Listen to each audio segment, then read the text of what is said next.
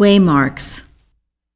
In the first century of the Christian era, Jesus went about doing good. The evangelists of those days wandered about. Christ, or the spiritual idea, appeared to human consciousness as the man Jesus. At the present epoch, the human concept of Christ is based on the incorporeal divine principle of man, and science has elevated this idea and established its rules in consonance with their principle. Hear this saying of our Master: "And I, if I be lifted up from the earth, will draw all men unto me."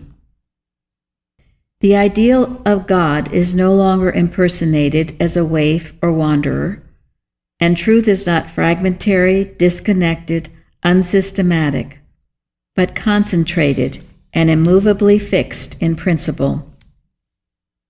The best spiritual type of Christly method for uplifting human thought and imparting divine truth is stationary power, stillness, and strength.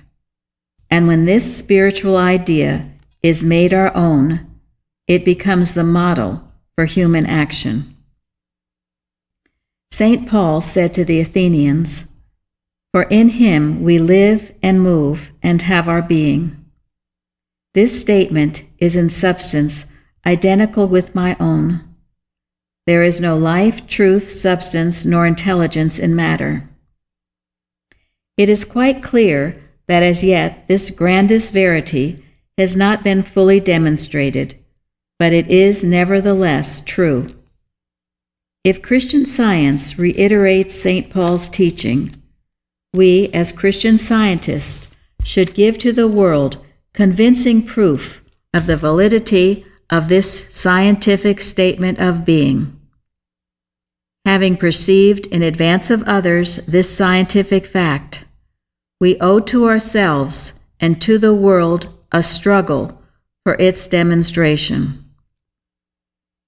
At some period and in some way, the conclusion must be met that whatsoever seems true and yet contradicts divine science and St. Paul's text must be and is false, and that whatsoever seems to be good and yet errs, though acknowledging the true way, is really evil. As dross is separated from gold, so Christ's baptism of fire, his purification through suffering, consumes whatsoever is of sin. Therefore, this purgation of divine mercy, destroying all error, leaves no flesh, no matter, to the mental consciousness.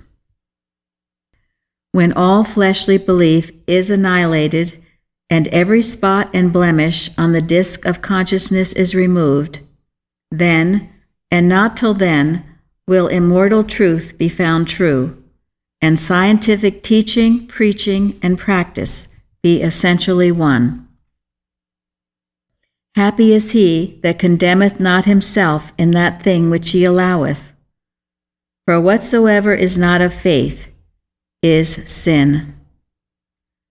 Romans 14:22-23. There is no low here or low there in divine science. Its manifestation must be the same yesterday and today and forever. Since science is eternally one and unchanging in principle, rule, and demonstration. I am persuaded that only by the modesty and distinguishing affection illustrated in Jesus' career can Christian scientists aid the establishment of Christ's kingdom on the earth. In the first century of the Christian era, Jesus' teachings bore much fruit, and the Father was glorified therein. In this period and the forthcoming centuries, watered by the dews of divine science, this tree of life will blossom into greater freedom, and its leaves will be for the healing of the nations. Ask God to give thee skill in comfort's art, that thou mayest consecrated be and set apart unto a life of sympathy. For heavy is the weight of ill in every heart, and comforters are needed much, of Christ-like touch. A. E. Hamilton.